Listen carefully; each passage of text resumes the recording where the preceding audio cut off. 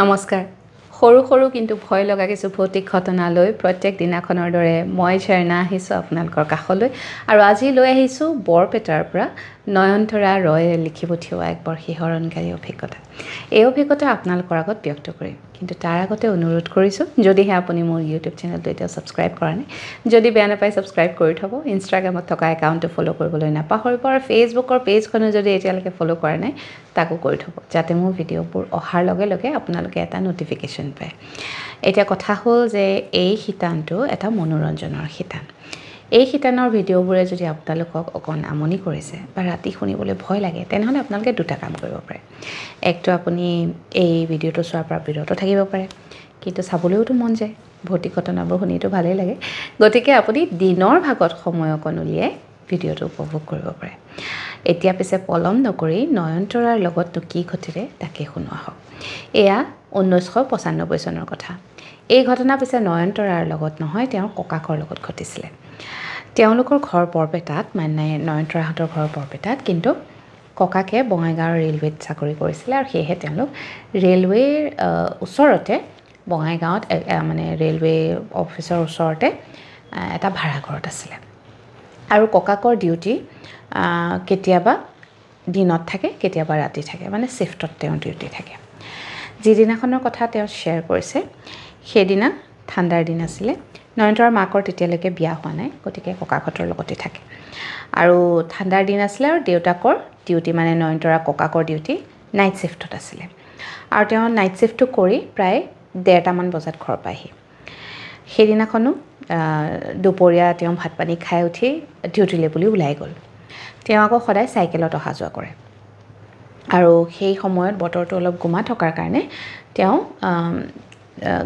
মানে ছাতি এটা লগত লৈ গৈছে আৰু চাইকেলত এটা টৰ্চ লাইট মানে ফিক্স কৰি থোৱা আছে। যিহেতু তেওঁ উভতি আহোঁতে সদায় ৰাতি হয়, গতিকে তেওঁ টৰ্চটো জ্বলাই ধুনীয়াকৈ আহি থাকে। সেইদিনাখনো তেওঁ ডিউটিলৈ বুলি গ'ল আৰু ডিউটি শেষ কৰি মেলি প্ৰায় 12:45মান বজাত অফিচৰ পৰা ওলাই আহিছে। ডিউটিলৈ যাওঁতে তেওঁ দেখিছে তেওঁলোকৰ অফিচ পোৱাৰ আগে আগে এটা মানে কেঁকুৰি পায়, চক এটা পায়। সেই চকটোৰ পৰা লেফ্ট ল'ব লাগে মানে নয়নতৰাহঁতৰ ঘৰলৈ, আৰু অপজিতে মানে অফিচলৈ যাব পাৰে, একেবাৰে ওচৰত আৰু ককাহঁতৰ ঘৰটো। গতিকে যাওঁতে সেই চকটোতে এজোপা বৰ ডাঙৰ বটগছ আছিলে, বহুত পুৰণা। সেই বটগছজোপা কাটি একদম মানে তহিলং কৰিলে। ৰাস্তা বহলাবৰ কাৰণে বোলে জেগাটুকুৰ খালী কৰা হৈছে। আৰু কটাৰ পিছত সেই গছজোপাত মানে গুৰিটোতে জুই লগাই দিছে। মানে ককাকৰ, মানে নয়নতৰাৰ ককাকৰ সেই দৃশ্যটো দেখি বিৰাট বেয়া লাগিছে। সেই গছজোপা তেওঁ মানে চাকৰি জইন কৰা দিনাখনৰ পৰা সদায় মানে সেই গছজোপাৰ তলেদিয়ে অহা যোৱা কৰি আহিছে। গতিকে স্বাভাৱিকতে মনটো বেয়া লাগিব, আৰু প্ৰকৃতিপ্ৰেমীৰ কাৰণে এজোপা ইমান ডাঙৰ গছ তেনেকৈ কাটি খাস্তাং কৰাটো সঁচাই দুখ লগা কথা। আৰু নয়নতৰাৰ ককাকেও মানে প্ৰকৃতি বিৰাটেই বেছি ভাল পায়, গতিকে তেওঁৰ মনটো বিৰাট বেয়া। মানে দুই এজনৰ লগত কথাও পাতিছে, ইমান ডাঙৰ গছজোপা এনেকৈ কাটি পেলাব লাগেনে। তাৰপিছত গ'ল কথা গঠিল, তেওঁ অফিচলৈ গ'ল। ডিউটি কৰি মেলি 12:45মানত ৰাতি তেওঁ অফিচৰ পৰা উভতি আহিছে। তেতিয়া আকৌ বৰষুণ দিছে, আৰু যিহেতু বতৰটো গোমা আছিল এই দিন ভাগতে, গতিকে নয়নতৰা ককাকে ছাতি লৈ গৈছিলে। সেয়েহে তেওঁ ছাতিটো মেলি লাহে লাহে চাইকেল চলাই গৈ আছে। আৰু তেওঁ দেখিছে বটগছজোপা তেতিয়াও ডাও ডাওকৈ জ্বলি আছে। তেওঁ অলপ আচৰিতো লাগিলে, ইমান বৰষুণ দিছে তথাপিতো গছজোপাৰ জুইকুৰা নুমোৱা নাই। তাৰপিছত যিহেতু বহুত পুৰণি গছ, বহুত মানে একদম শিপালৈকে চাগে জুয়ে ধৰিছে, গতিকে নুমোৱা নাই। তেওঁ গছজোপা ক্ৰছ কৰি জাষ্ট কেঁকুৰিটোৰ মানে বাওঁহাতেদি তেওঁ টাৰ্ণটো ল'ব লৈছে, তেতিয়া তেওঁ চাইকেলখন ঘপককৈ দাং খাই গৈছে পিছফালৰ পৰা। তেওঁ মানে থটমট খাই পৰিবই লৈছিলে, একদম আগত গৈ হেণ্ডেলত গৈ লাগিহে ৰৈছে। তেওঁ লগালগ পিছলৈ ঘূৰি চাইছে, কি হ'ল, কাকো দেখা নাই। তাৰপিছত তেওঁ আকৌ চাইকেল চলাবলৈ চেষ্টা কৰিছে। এইবাৰ চাইকেলখন মানে তেওঁৰ বিৰাট বেছি গধুৰ হৈ গৈছে, আৰু পেডেলটো তেওঁ মাৰিব পৰা নাই। বিৰাট মানে তেওঁৰ অশান্তি লাগিছে, বহুত জোৰ দিছে। তাৰপিছত আকৌ অনুভৱ কৰিছে চাইকেলৰ পিছফালটো দাং খাই গৈছে। এইবাৰ তেওঁ পিছলৈ ঘূৰি চাওঁতেও চাইকেলৰ পিছফালটো বতাহত উৰি আছে, কিন্তু তেওঁ কাকো দেখা নাই। কিন্তু খাটাং যে চাইকেলখন কোনোবাই ধৰি আছে, নহ'লে চাইকেলখন এনেই বতাহত কিয় দাং খাই উৰি থাকিব। লগালগ নয়নতৰাৰ ককাকে গম পালে যে এইটো কিবা এটা বেয়া বস্তু, আৰু মানে তেওঁক পাইছে ৰাতি অকলে দেখি। আৰু তেওঁ লগালগ মনত পৰিলে তেওঁৰ মাকে আগতেই হেনো কৈছিলে যে এনেকৈ ৰাস্তাই পদূলিয়ে অকলে অহা যোৱা কৰিলে ৰাতি যদি কেতিয়াবা বেয়া বস্তু দেখা যেন অনুভৱ হয় বা মানে অনুভৱ কৰ যেন তোক কোনোবাই মানে অসুবিধা কৰিব বিচাৰিছে তেতিয়া হেনো পেচাব কৰি দিব লাগে পেচাব কৰি দিলে বোলে বেয়া বস্তুবোৰ আঁতৰি যায় নয়নতৰাৰ ককাকেও তেতিয়া দৌৰাদৌৰিকৈ চাইকেলখন এৰি আৰু আচৰিত ধৰণে চাইকেলখন এৰি দিয়াৰ পিছতো কিন্তু পৰি যোৱা নাই পিছফালটো দাং খাই আছে চাইকেলখন থিয় হৈ আছে তেওঁ পিছফালে চকাটোৰ ওচৰতে লৰালৰিকৈ মানে পেচাব কৰি দিছে আৰু সঁচাকৈয়ে তেওঁ পেচাব কৰি দিয়াৰ পিছত চাইকেলখন নিজে নিজে তললৈ নামি এফালে হাউলি পৰি গৈছে আৰু তেতিয়া নয়নতৰা ককাকে দৌৰাদৌৰিকৈ চাইকেলখন উঠাই যিমান পাৰে সিমান খৰকৈ চাইকেল চলাই ঘৰলৈ বুলি বাট লৈছে তেওঁ আৰু পিছলৈ ঘূৰি চোৱা নাই ঘৰ গৈ পাই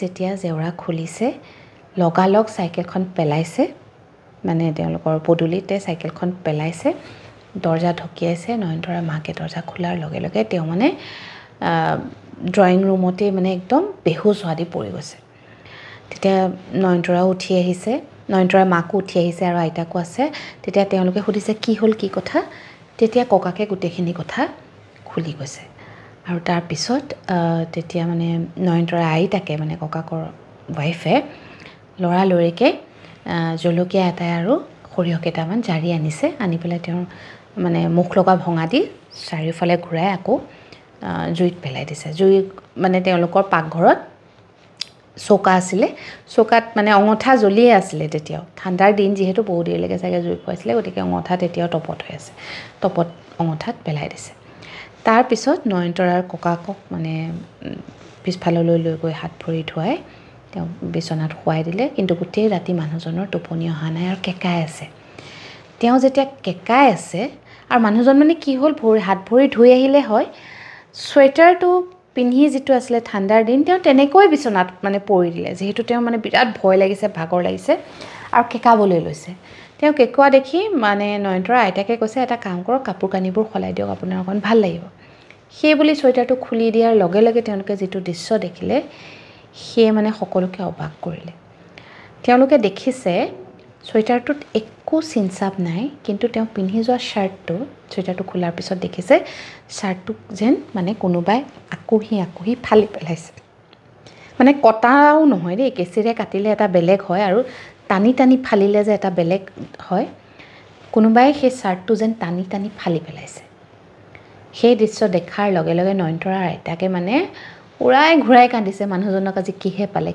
বুলি তাৰপিছত মানে ককাকৰ ভয়টোও তেতিয়া অলপ মানে উপায় নাই আৰু মানুহগৰাকীয়ে কান্দিছে তেওঁকো সান্তনা দিছে নয়নতৰাৰ মাককো কৈছে যে মই আহি ঘৰ পালোহি মই বাচিলোঁ আজি গুৰু গোসাঁই ভাল আছিলে নহ'লে ডাঙৰ কিবা এটা বিপদ হ'লহেঁতেন আৰু তাৰপিছত মানে তিনিওজন মানুহে যেনে তেনে নিশাটো কটালে গোটেইকেইজনে সাৰে থাকিয়ে কটালে নিশাটো তাৰ পিছদিনাখনৰে পৰা নয়নতৰাৰ ককাকৰ মানে বিৰাট বেছি জ্বৰ বহু দিনলৈ তেওঁ নৰিয়াত পৰি থাকিলে চাকৰিৰ পৰাও মানে তেওঁ ছুটি ল'লে আৰু অফিচৰো বহু মানুহ আহি খবৰ কৰিলে যে কি হৈছিলে আচলতে তেওঁ গোটেইখিনি কথা বহুতক ক'লে তেতিয়া বহুতে ক'লে সেই যে বটগছজোপা কাটি পেলালে যেহেতু বহু পুৰণি বটগছ মানে যুগ যুগৰ পৰা তাত আছে গতিকে কাটি পেলোৱাৰ পিছত তাত বাস কৰা বস্তুবোৰ অঘৰী হৈ গ'ল আৰু তাৰে চাগে কিবা এটা বস্তুৱে তেওঁক অকলে পাই তেওঁক মানে ধৰিবলৈ চেষ্টা কৰিছিলে কোনেও নাজানে হয় নে নহয় কিন্তু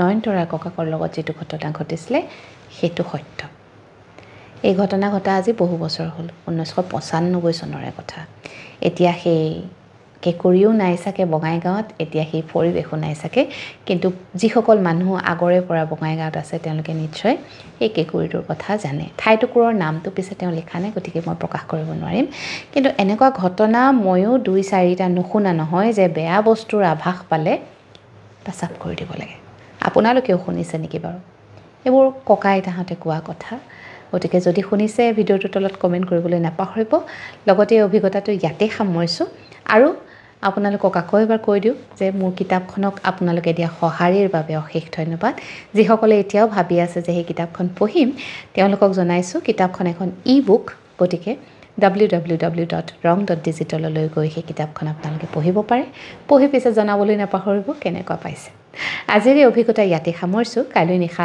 নতুন এক ঘটনালৈ আপোনাৰ কাষ চাপিম। এতিয়ালৈ আহিছোঁ, শুভৰাত্ৰি।